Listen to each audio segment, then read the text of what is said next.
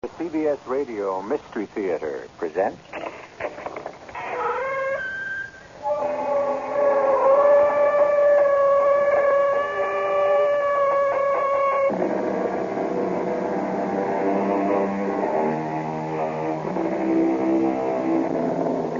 Come in. Welcome. I'm E.G. Marshall. There's a wonderful adjective of Scottish derivation, eldritch. It means weird, eerie, uncanny. And what, in the murk of night, particularly on Halloween, is more eldritch than the faraway sound of muffled bagpipes drifting across the Scottish moor? The reason for that droning, mournful, half-heard skirl is the subject of this tale.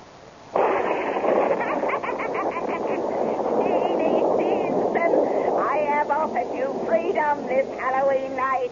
Dare you risk and reach for the prize? Where must I go? First, you must answer me. Will you go? When a witch herself asks the question, what choice do I have? Yes. Then hold fast, Benson. You're on your way to hell.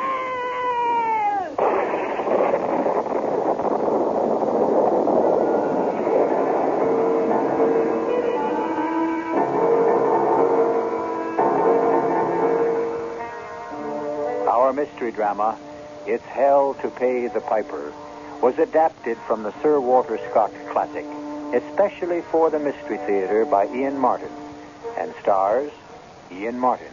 It is sponsored in part by Buick Motor Division and Allied Van Lines. I'll be back shortly with that.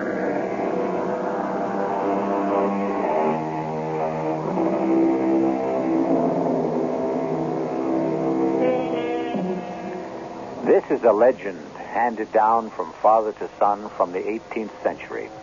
The lord of a district exacted fealty and fees from all who lived on his land.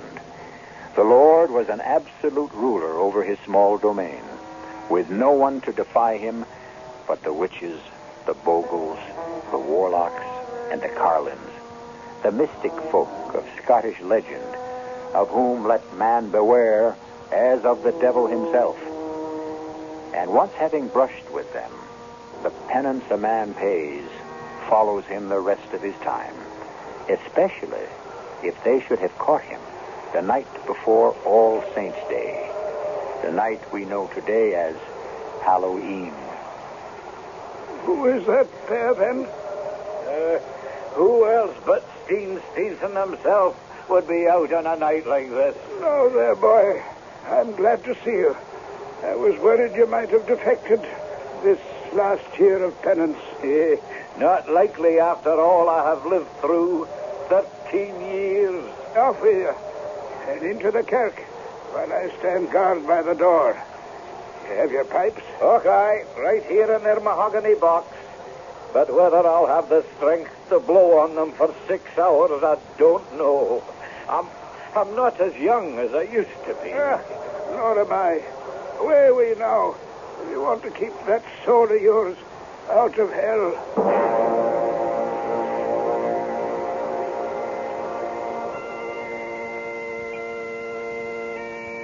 The way I found myself in the predicament that brought me to the pledge and penance came about over 13 years ago.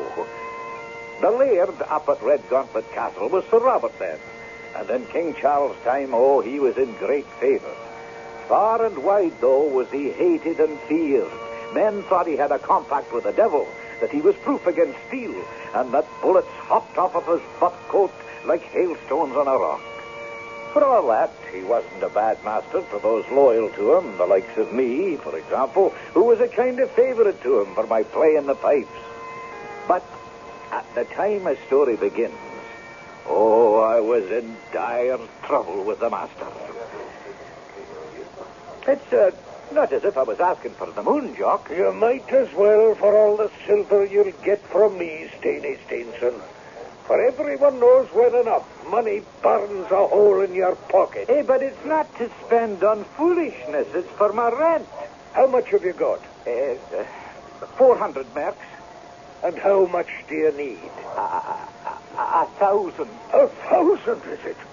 Do you think me daft enough to lend you 600 merks?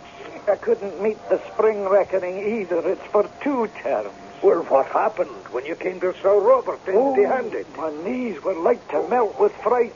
He was bad with the gout then, and it was all old Dougal, his manager, and old Hutchin, his butler, could do to hold him down in the chair when I told him I came empty-handed. You talked him out of it then? Oh, I brashed my way through, but... Then have a try at it again, and maybe he'll wait a while on the autumn payment.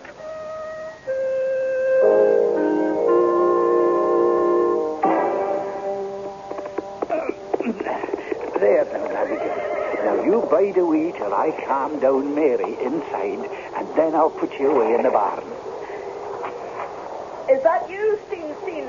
Oh, the very man, Mary, my sweet. Well, don't give me any of your soft talk. Get yourself inside here and tell me, did you raise the rent? Not all of it. How can you be so calm with that old devil of a laird sitting up there, ready to throw us out of home and fireside? Oh, well, I might have known. Drinking again as usual. Oh, now, Mary, I just stopped by Jock McCraw's place to see if I could borrow the money I need. And, of course, you had to go spending what you'd already borrowed. If you'd only take the pledge with the minister, as I begged you to. Oh, what's that now? Well, open the door, woman, then, and see. Mr. Stevenson, God save you. And you, Steenie. Will you step in, Mr. McCallum? Only for a moment, for I bear no good tidings. Eh? How's that? Oh, himself is in a rage like I never have seen. Sure, the gout has him, and that always unsettles him. But there's something beyond that troubles my lord. It's as though some devil were gnawing away at his vitals. Or that damned little female monkey, heaven knows who sent him as a gift, has cast a spell across him. How do you mean, Mr. McCallum? Why, he dresses the evil little thing as though she were his mistress. And she's always sitting on his shoulder, chattering and whispering as if the nonsense she makes had some meaning. Hey, but how does this affect me, Dougal? What bad tidings do you bring? Well, you can. Well, you're in arrears for 2 terms. Oh, I know. Well, I'm here to collect. I don't have it all. I'll give you what I have. How much? 400. Is that all? Well, he'd never accept the rage he's in. Steenie, I warn you, I'll be back this night by 5 at the castle. You'd better be there, too, the silver in hand, by that time. Dougal, have a heart. Don't ask me to venture out after dark. You know the witches and bogles are all gathering for Halloween at this week's end. You have more to fear from Sir Robert than any bogles or witches. If you have the money, come, no matter even if it's after dark. And so it was back to Jock McGraw's pub to make him the one offer I knew he'd be hard put to it to refuse. 10% interest is against Maggie if you don't pay back within the 12 months. Hey, that's right. Oh, she's the finest mare this side of the Tweed. I'll take your offer. 600 marks. But first, before all, we'll write out the receipt to be witnessed. And so away I trotted to Redgauntlet Castle with a full purse and a light heart, glad to be out of the laird's danger. Save that it was a wee after 5, and by the time I got there, it was to find that Sir Robert had fretted himself into a fit of the gout because it was late. Have you got the silver? Okay. But that's the best part. Now for the other. He's in a terrible fit of temper, so be ready for anything. And that jackanapes is sitting on his shoulder, ready to bite or scratch or stretch out her greedy little hands for whatever's in reach. Steer clear of her. I swear she's a witch disguised. There he goes, blowing on his silver whistle. Before he takes the apoplexy, let's get up to calm him down.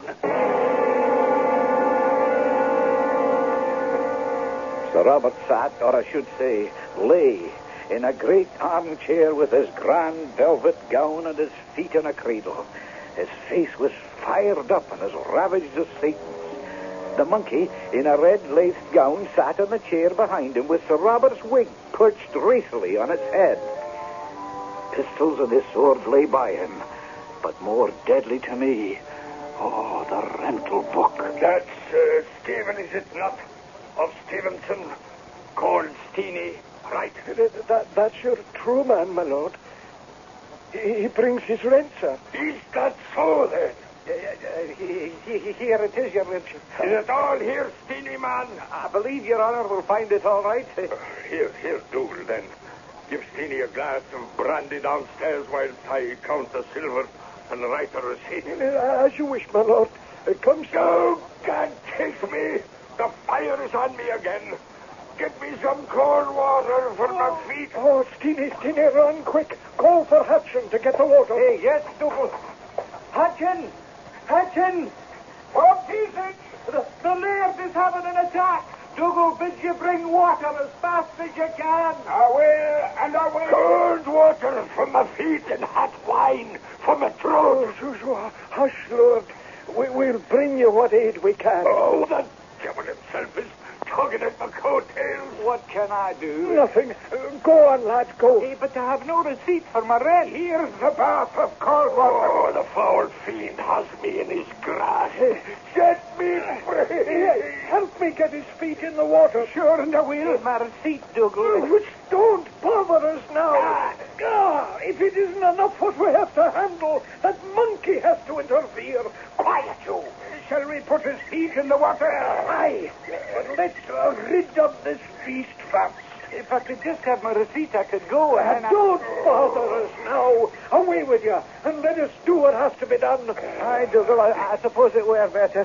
Put his feet in the water, Hutch. Oh, rats and damn me. I'm burning up as if I was in hell. Here we go. God in heaven, is there no relief? We're by your side, Laird. We'll see you free. Never free. What's it? Never free. The dark is done, and this is the witch's time. All belongs to me. Is that the monkey? Talking. What did he say? I didn't hear it. Oh.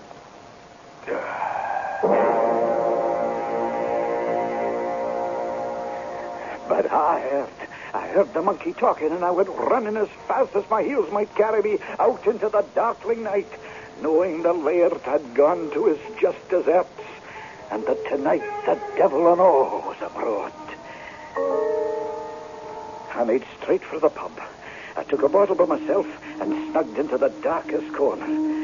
Time passed, and I lost myself in the Scotch mist, till all of a sudden old Hutchin was beside me. The laird is gone, shivering and shaking and crying out like he was turning on the coals. Oh, God save us all. Amen. Is Dougal with him? Aye, in more ways than one. For when he offered him his cup, after he drank, he flung it away from him against poor old Dougal's head, and the weight of the pewter crushed his skull. The one's as dead as tether. Hey, but my rent, I have no receipt. Was it entered in the book? I know nothing at all, except that when I ran from the room, that ungodly monkey was bouncing up and down, gibbering and mocking, as if in sheer delight, like some damn goblin witch, I believe it to be. I've fled here to keep my sanity and to try to feel safe.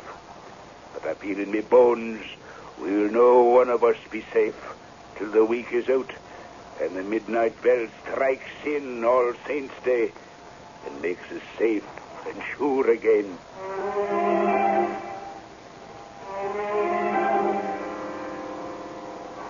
So the rent is paid, but Stephen Stevenson has no receipt, and the laird is dead, and with him the only witness that it was ever paid. And this is only leading up to that baleful night in Scottish legend, a far cry from our only mischievous trick-or-treat night, a night when all the fiends of hell are free to roam before the dawn of All Saints' Day drove them back into hiding and darkness. I shall return shortly with Act 2.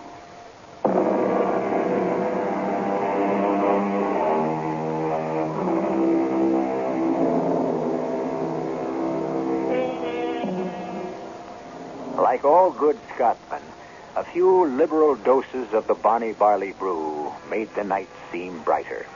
And the nearer they got to the bottom of the bottle, the farther their fears receded. For that matter, the drizzle had eased up, the wind died down, and the moon had risen. And if Steenie was just a wee unsteady on his legs as he went to the window to look out, he still had no trouble saying, It's a bra brick.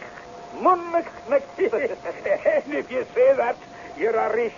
After all, Hutch, old lad, it's not Halloween as yet. Aye, that's true enough. Any witches come flying by, oh, I'll give them such a clop on their bustles, they'll go black hat over tea kettle off their brooms. That's the courage of you, Steenie, lad. I wonder who'll be taking over now Sir Robert is gone. That'll be Sir John. There's a rider away post-haste up to Edinburgh to bring him down for the funeral. Oh, aye. Is he as hard a man as his father? Well, yes and no. He's a fair man. I've got to say that for him. But he's a stickler for detail. And a man for the books. For the books. He'll not let a penny slip through his fingers. So I'd heard. That's why I'm away up to the castle with you. I don't follow you. Why, do you see, Hutchin, I've got no receipt. So I must recover the money I paid. It was right there on the table waiting for him to count out when he had his attack. You must have seen it. That I did not. We were that busy trying to handle the laird. But after, when you had him laid away, you saw it then. Near the sight of it. When Dougal passed away, I left straight here for the pub, where I could have a drink. Oh, then it still must be lying on the table. So come, man, come. We have to recover it before one of the castle guards finds it and pockets it.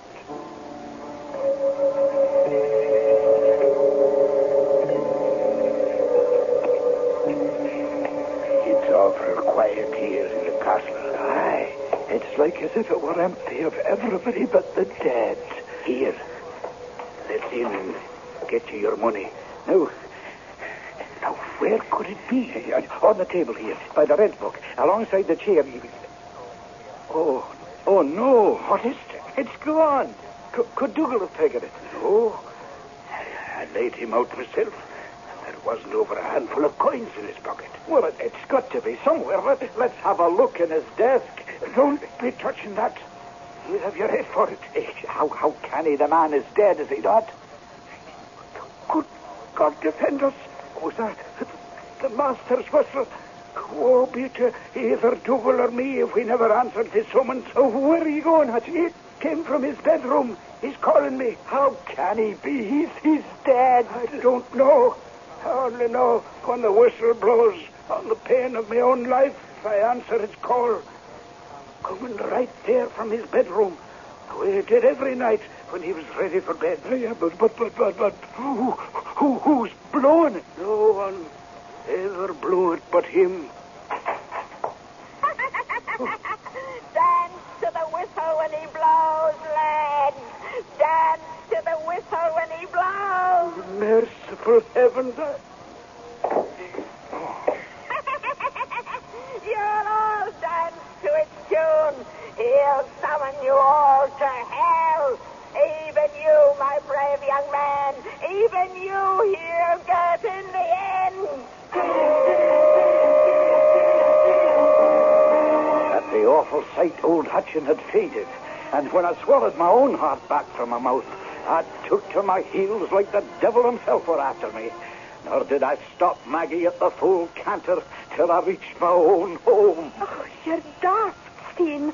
Or what's worse, drunk. I tell you, I saw what I saw. When we opened the door, there were torches enough to light the whole room. And the laird in his coffin, stiff as the corpse he was, while sitting on his chest, cross-legged in a black pointy hat, with her long nose threatening her chin, all wrinkled and withered, with fire spouting out of her mouth, and great long crooked fingers pointing a spell at me, was a witch. You can ask old Hutchin if you want. I thought you said he fainted. Well, when he comes to, then. He was as drunk as you. Probably what the both of you saw was that ugly monkey of Sir Robert. No, the monkey's gone, disappeared. So she came back. It's all a fancy you've taken. You weren't there to see, woman. And more than that, if it was fancy, who blew the whistle, eh? Who was blowing on the laird's whistle but himself? If you ask me, I think the whiskey was ringing in your ears. But that's enough of your excuses. What I want to know is, was the rent paid? Aye, it was paid the first time. Then where's the receipt? Well, I have no receipt. The laird died before he could count the money and write me one. No receipt? Oh, merciful God in heaven. What's to become of us when the new laird takes over? He'll surely take my word for it. Won't he? And if he doesn't?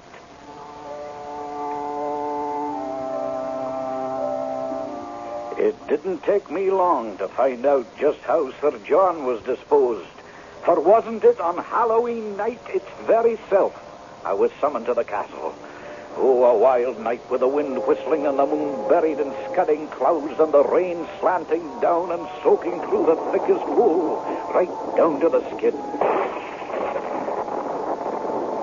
At the castle, Hutchin took me to Sir John to introduce me and let me tell my story. He sat straight in his father's chair in deep mourning. Sorry to bring you abroad on such a wild night. Goodman Stevenson, was it? Aye, that's it. It's Steenie Stevenson, to all that know me. I hear you're a good man with a bagpipe. Oh, I played for your father, sir, and I hope to play for you. Anytime you command me, I'll always be ready. I'll remember that, once we have finished our business. Oh, yes, sir. His was a sudden call. He'll be missed in the country. No time to set his house in order, and he left behind a tangled web to unweave. Let me see in the rent book. Yeah, you are down here for 2 quarters rent behind the hand, due at last term. If it please your honor, Sir John, I paid that to your father. Well, you took a receipt then, doubtless, and can produce it. Well, indeed, I hadn't the time, and please your honor. For no sooner had I set down the silver, and your father had drawn it to him to count and write out the receipt, than he was taken with the pains that removed him. Oh, my. Well, that was unlucky, was it not? But you may be paid it in the presence of someone, Steenie. I want only the simplest reassurance. Well, troth, Sir John, there was nobody in the room at the paying but Dougal McCallum, his ground officer. But, as your honor knows, he's already followed his old master. It's very unlucky again. The man you paid the money to is dead. The man who witnessed the payment is dead too, and the money appears to have disappeared. How am I to credit all this? Hutchin was here, sir. I have already questioned Hutchin. He never saw the money, and when you came back to the house, there was no evidence it had ever existed. Oh. But I must beg that you cease this silly masquerade. For, Stephen, I must tell you that you must pay or flick. Leave my house? But where would I go? If you have creditors, maybe to a debtor's prison, and think yourself fortunate that my judgment on you is not harsher.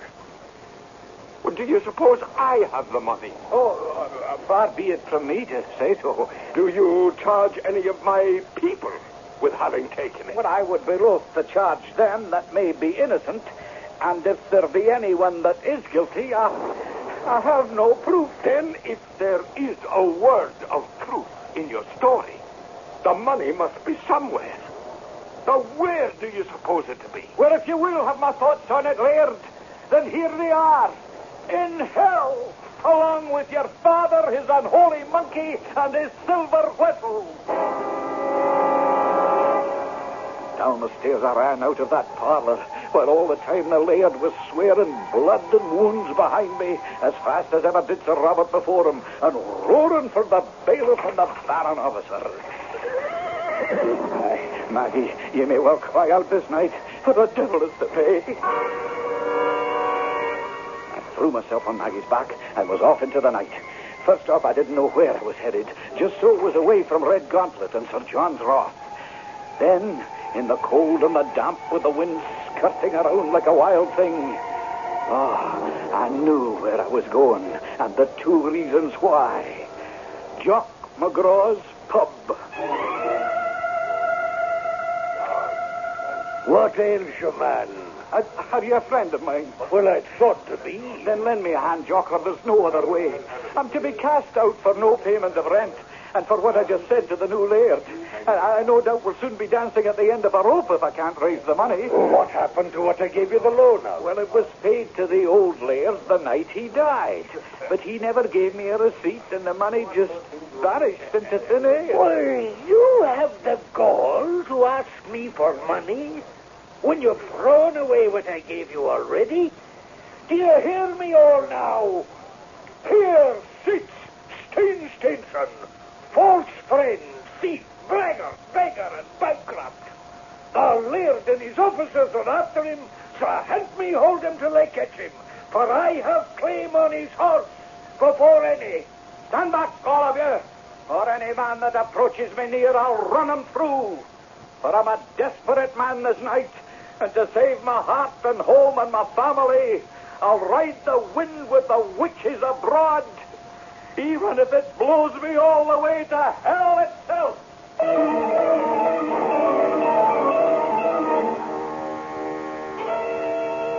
Poor Steenie, back against the wall, condemned by circumstance to the shameful name of thief and beggar, two names a Scotsman cannot abide. But an even worse fate awaits him as he rides through the Halloween night, when the graves gape open and the souls of the dead join the wild feast of demons and witches and all who cause mischief in this world and the other.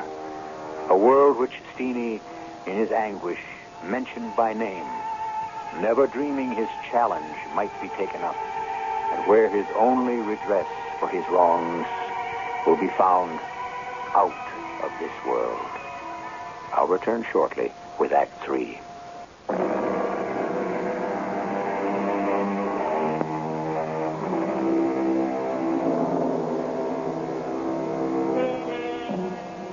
For a long while, Steenie Steenson hurtled pell-mell through the murky, wind-swept night, caring little for his safety or where he was heading.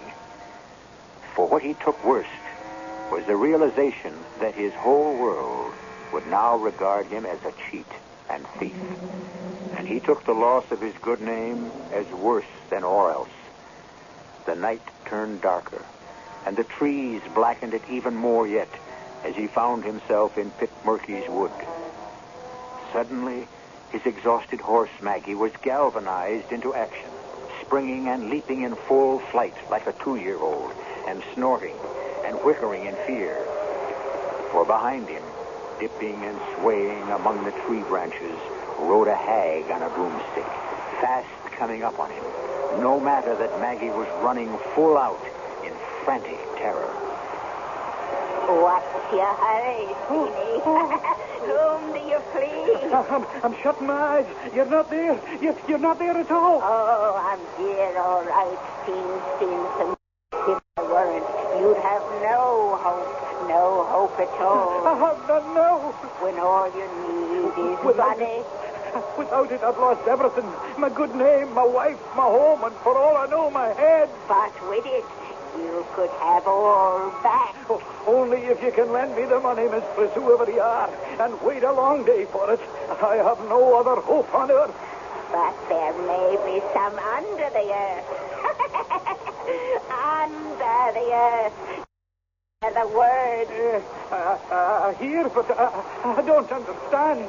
Steenie, would you dare great things? What things?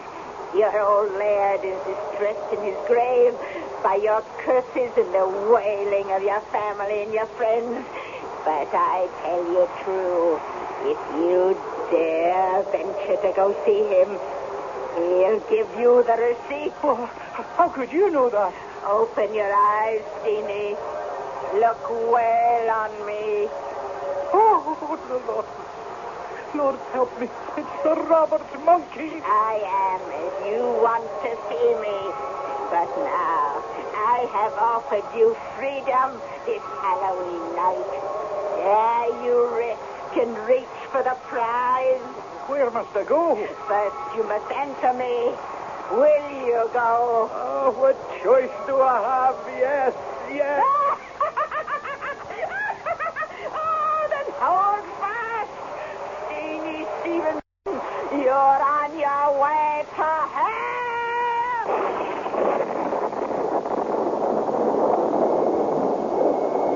It was a belt of thunder like the crack of doom. And away I went into the blackness, sucked down like the quicksands of the Sorel. I came to that loathsome creature, now in the form of a witch again, was urging me forward to the door of Redgauntlet Castle. How we came there, I knew not. But this is not... This couldn't be... This is Redgauntlet. It is in truth. Does it seem that way to you? And if it is not from today, but yesterday. Knock on the door and find out. Find out.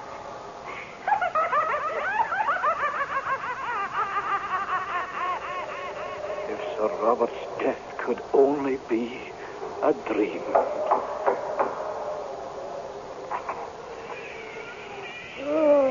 Piper Steenie, are you here?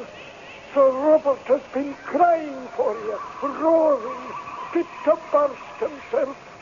Dougal McCallum, is that you? I thought you were dead. Dinna concern yourself with me, lad. Don't you trouble your head about any but your own self. See, you take nothing from anybody here, neither meat nor drink nor silver, except just the receipt, which is your own. Come. Up and round the great staircase, Dougal led me to the banqueting hall. And the Lord take us and keep him. What a ghastly set of revellers sat about that table. You might as well know where you are, Steenie. Her, with her head under her arm. Mary, Queen of Scots, till he struck her head from her shoulders. And the fat man with the veins in his nose. Henry VIII, who's as much at home here as old Nick himself. Oh, enough to turn the nails blue. They would, were I to name the rest. Attila the Hun, Macbeth, and yonder in the corner, Jude himself. You've been noticed by Sir Robert. Steenie! Steenie the piper, come at last. Come forward, lad, and you'll give us a tune on the pipe.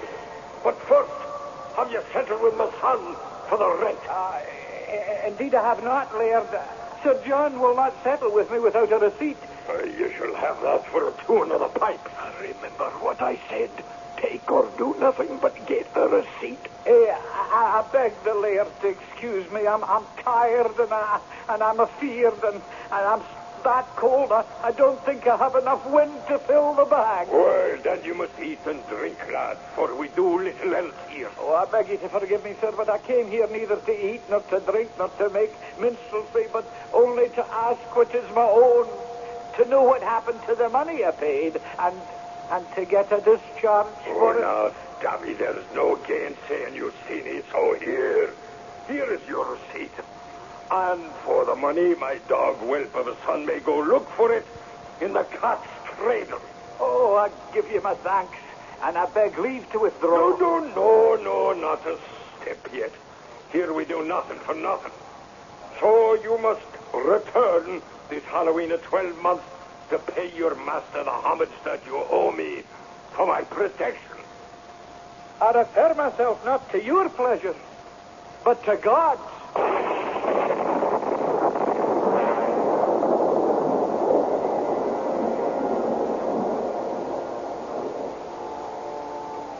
When I came to myself, I was lying in the old Redgauntlet churchyard with the scutcheon of Sir Robert hanging over my head and old Maggie feeding quietly by the minister's 2 cows. I would have thought the night was nothing but a dream, save that clutched in my hand was Sir Robert's receipt, fairly written in his hand. Sore troubled in my mind, I rode to the castle And after great trouble, I got audience with Sir John. Well, have you brought me my rent? I have not, but I have brought your father Sir Robert's receipt for it. His receipt? You told me he had not given you one. Would Your Honor just see if the signature is correct? Well, it is hand all right. But what is this date? The 31st of October from my appointed place this year. But this was yesterday. Oh, you villain, you must have gone to hell for this. Oh, whether he be in heaven or hell, I know not, but I got this from your father this Halloween night. Damn your impudent hide. I shall reveal you for a warlock to the Privy Council and send you to your master, the devil, with the help of a tar barrel and a torch. Oh, no, I intend to reveal myself to the minister and tell him all I have seen last night. For he's fitter to judge than a simple man like me. By the way, Steen, let's consider all. Now, if this story be true, where should we find this cat's cradle you mentioned? Oh, we'd best ask Hutchin, the butler, sir. He knows all the odd corners better than any man. And so it proved. For Hutchin remembered an old ruinous turret, long disused next to the clock house, accessible only by ladder, for the opening was on the outside far above the battlements. And that once it had borne the name of Cat's Cradle. Hand me my pistol belt, Hudson, and help me pocket it hard. Oh, it's fair dangerous to think of climbing up there and in the wind. If it is to right or wrong, it is my duty. Slowly and carefully, he climbed the ladder and disappeared into the turret. Then, of a sudden came... Hey, are you all right, my lord? Aye, and all is right. I have found your money. Here is the real culprit. Make sure I've made a thorough job of making it dead.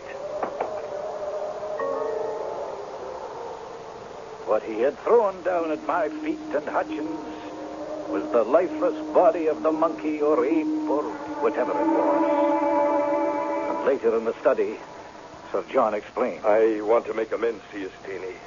Here is your money, which I found among many things stolen away and missing through the years, which that witch imp had carried away to line its nest. Now keep it, and pay your debts. You shall have a year free to catch up again. Oh, Your Honor. Now, wait. I have not finished. I would wish no questions as to the health of my father's soul, so I think we could do better to lay all the damage on the monkey. That is, to forget your dream in Pitmurky Wood. You had a good deal from the bottle, and it would be hard to be sure of much. As for this document, well, it's a queer kind of thing. It would be best to put it in the fire. But queer as it is, Sir John, it's all the voucher I have for my rent. I will bear the contents to your credit in the rental book. It shall be done with witnesses.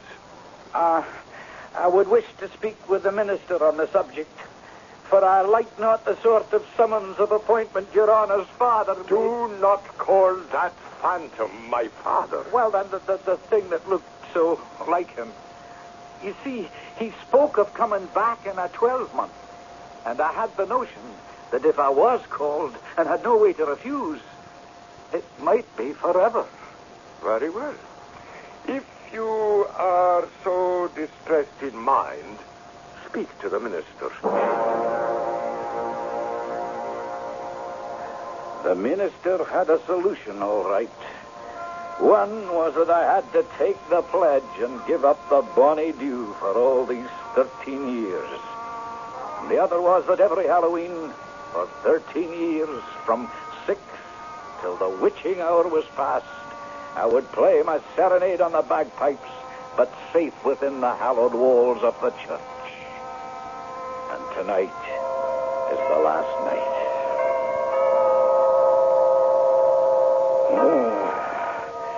Will that be the end of it at last, Minister? Off you go home, Steenie. You're safe at last. Home? Home, is it? Oh, no. I've cast out the spell now, and my first stop is going to be back at the pub. Fill it up, Chuck, lad. Fill it up. Oh, what a terrible thing. What is that, Steenie? My mouth is watering so for a taste at last that I'm afraid I'll dilute the bonny whiskey. No fear with a glass that full. Here, bottoms up. Aye, bottoms up. Hey. Oh, Steenie, lad. What's with you at all? Wasting good spirits like that. Are they good spirits? Did I ever serve anything else? Well, then drink this drink and tell me if it's all as it should be. Taste it for yourself. You'll not have to wring my arm. The best. You'll never find any better whiskey. Oh, no. Oh, what they've done to me. This spell is not all over. I've lost my taste for whiskey. I'll be a teetotaler all my life.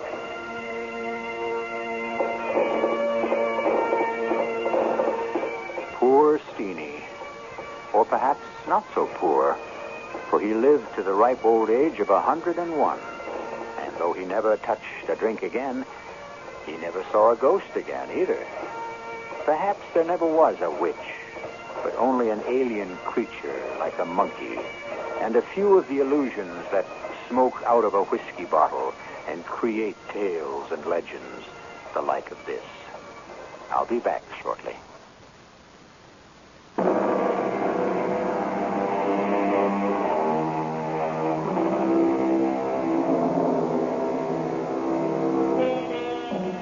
Halloween seems to be falling out of favor. The hordes of small spooks, tiny skeletons, lipstick-smeared clowns, the homemade costumes from Dad's old top hat to pinned-up baggy trousers, the mock witches in Mother's old nightgown, no longer roam the streets in such numbers, and fewer are the houses that are ready for trick or treat. A little sad for the children, but don't you grown-ups be too foolhardy. Best not to venture abroad that night, for the real ghouls and ghosties die hard in America as well as Scotland. Our cast included Ian Martin, Arnold